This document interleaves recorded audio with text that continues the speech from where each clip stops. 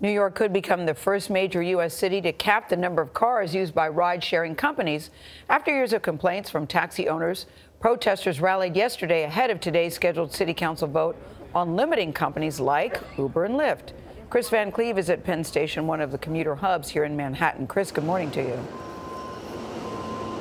Good morning. As Uber and Lyft have gotten more popular and really soared in popularity, cab drivers have been lamenting how much harder it is to make a living. In fact, there have been at least 6 driver suicides in recent months, some linked to financial woes. It's really driving this legislative effort to cap Uber and Lyft. Now, there are more than 13,500 licensed taxis in the city, but more than 100,000 licensed drivers for ride-hailing apps. The proposed legislation would cap the number of those ride-hailing app drivers at its current level while the city studies their impact. Also being considered is imposing a minimum wage for drivers that would also be a first in the nation. The mayor and many drivers support the proposals, but Uber and Lyft say limiting their drivers will hurt minority communities that do not have reliable mass transit.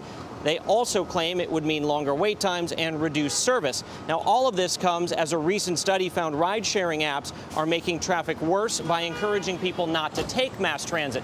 Here is a sobering stat about the sign of the times. See this medallion here on the hood of the cab? You need that to be a New York City cab driver. Those used to go for up to $1 million a piece. Now they're worth around $200,000. Vlad? Kris Van Cleave, thank you very much. It's a difficult story because there's arguments to be made on both sides. You see both sides, yeah. You do indeed.